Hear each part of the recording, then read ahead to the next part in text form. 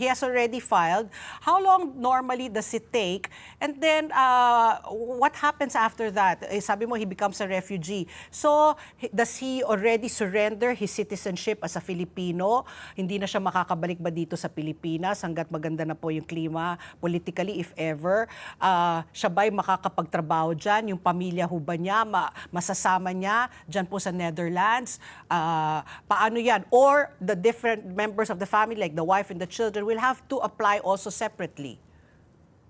Yes, so dito, ang status niya ay technically magiging temporary resident if mag-grant yung kanyang asylum application. And it can also include the family, no? But there has to be proof as well. Depende kung paano niya i-frame yung kanyang application kasi parang wala naman tayong nakikitang risks doon sa family niya as of now, no? Pero magiging temporary resident, so that means na he can, like any other resident or immigrant under that status, he can seek employment, he can remain there and seek a path to citizenship, for example, although medyo stricto yung path to citizenship doon. So that's a possibility. I can't predict how long this will take, although the Netherlands is very efficient in administering these processes. Kasi mabilis sila sa asylum kasi sanay sila yung mga kaso ng asylum really from war-torn countries. No? Yung talagang lumilikas dahil napaka-urgent nung sitwasyon, yung risks ay real, na meron silang physical harm na may experience. So they really take this process seriously and expedite it in most cases. Pero dito, we'll see how he frames his case, no? Kasi yung physical harm ay hindi naman siya apparent in this case. So but in any case, whatever the framing might be, baka kasi yung Netherlands naman efficient siya talaga in its procedure. So it can take a couple of weeks or a month or two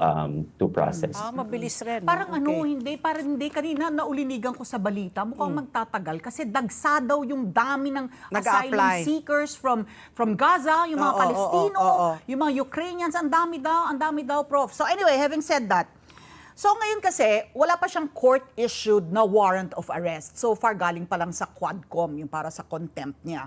Pero if and when, itong kanyang pagkakasangkot dito sa Pogo Hub, na sangkot nga daw siya dito sa kasi yung Pogo Hub, maraming illegal na aktibidad na nangyari doon, di umano, Professor. So if and when maglabas ang korte ng warrant of arrest, and Netherlands being a member of the Interpol, bibigyan pa rin ba ng asylum kapag yung aplikante may warrant of arrest na ipatutupad ng Interpol?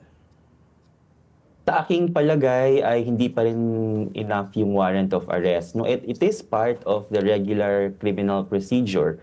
Kung may kaso ka, i-issuehan ka talaga ng warrant of arrest. So it still doesn't show how that is persecution and persecution on the basis of any of the protected characteristics under asylum or refugee law. So the mere fact of a warrant of arrest, to me, does not suffice. It really depends on how he's going to characterize the warrant of arrest as evidence maybe of that persecution. But by itself, I don't think it will suffice. What about Interpol? Yung parang nangyari sa atin dito na dahil miyembro ka ng Interpol, and Netherlands is a member of the Interpol, na makikipag, Netherlands, kailangan din in serving the warrant of arrest will cooperate para maaresto doon ang asylum seeker na si Harry Roque? Yes, so that is within the discretion of Netherlands authorities. No? So it will certainly also respect its obligations in the Interpol, but as the state where you find the particular person, the Netherlands will always have prerogative as to what it can do to protect that person. But in this case, if it finds that there's no reason to do that, kasi the Netherlands will also have to consider its relationship with the Philippines, no, as sovereign nations. If in the future it wants to cooperate with the Philippines on a certain matter, then it will be a consideration if it's going to block this arrest here. So I don't see it as an obstacle for the Netherlands to turn over. But again, I can't say because every state will have a prerogative to do whatever it deems necessary within its territory. So, Professor, in the eventuality, let's say, no, I'm sure Attorney Harry Roque is hopeful that he will be granted asylum. But let's say he's not granted. What happens next? What is his next recourse? Can he apply in another country? Another member of the EU, or he has no choice but to come back to the Philippines and just or be a fugitive. Ano yung worst case scenario? Ano pwede pong gawin po ni Attorney Roque kung hindi po siya bigyan ng asylum dyan sa Netherlands? Yes. So his stay in the Netherlands will depend on the status he has, no, kung anong klaseng visa ang meron siya sa Netherlands. If it's a tourist visa, then that will have to respect the length of time that he can remain in that state.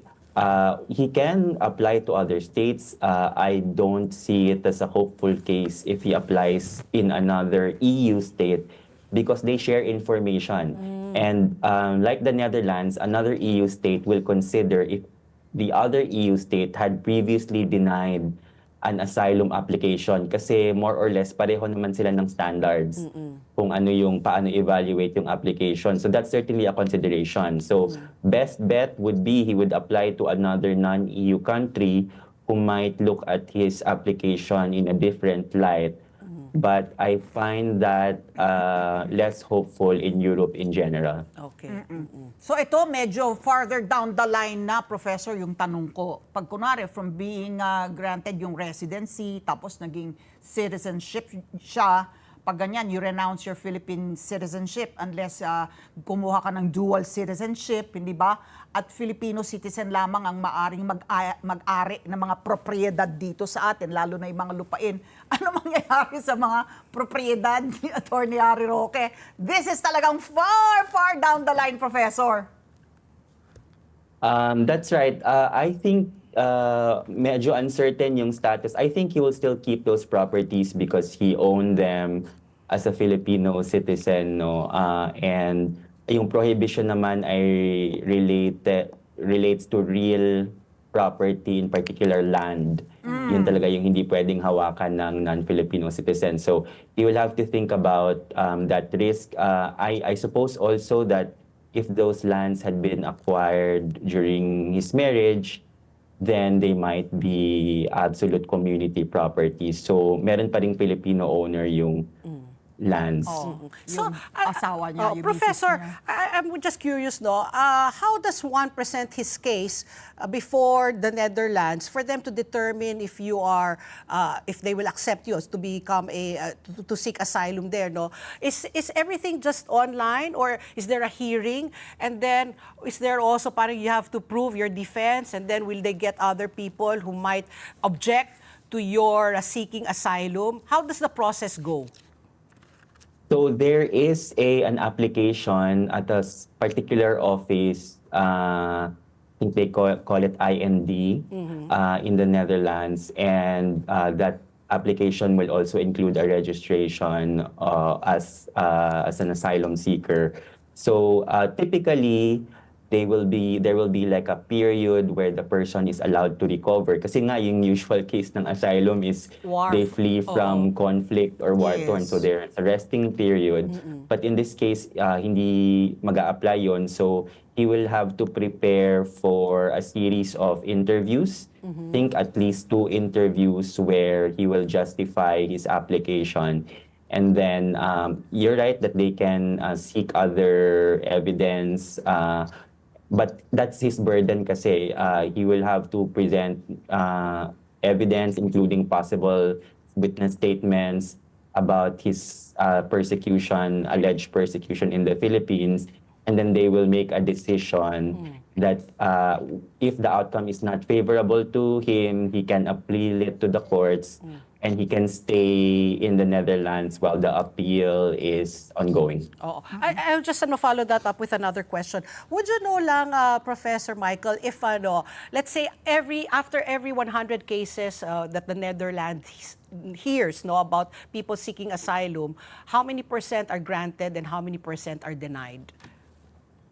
Oh, I wouldn't know that Oo. statistic right Yeah. now. What Oo. I can note though that immigration is a hot button issue in the Netherlands now. In fact, it's one of the reasons why I think in the recent parliamentary elections, the trend in Europe is that some of the far-right countries had been winning because of immigration issues, including housing issues. So that will certainly be a consideration. Okay. Samantalahin ko na yung presence ni just a short question on another topic and a quick answer because alam namin that we have to let you go na rin, Professor. Etong yung the Office of the Solicitor General filing yung kanyang manifestation for recusal dito po sa sa petitions ng writ of habeas corpus filed by the children of Duterte. Ano ang reaksyon niyo doon? Dahil sinasabi niya, he feels na yung tanggapan, the office cannot effectively represent the government officials named as respondents to the petition because from the beginning, ang stand na ng OSG is walang jurisdiction ng ICC sa Pilipinas at sinabi nga, yun daw ang naging stand nila from the beginning. So ano ang reaction mo doon? Makunan ka lang namin ng pahayag. Yeah, I think the OSG has always had that leeway to advocate for the side that it really truly believes is consistent with how it interprets the law. No? So I think that prerogative rests with the OSG and they call themselves the People's Tribune. Pero as the People's Tribune, in my view, you have to make that decision based on where the interest of the people lie. So in this case, I guess the question that we must answer is this position taken on the recusal consistent with where the interest of the Filipino lie in this instance? Naku, mahirap sagutin yun. sagutin Depende yun. which side Sinong of the fence you kakausapin sit. mo? Oo, correct. Depende. Kung sa Davao yan. Let's live together. Sunnet 25. Sunnet 25.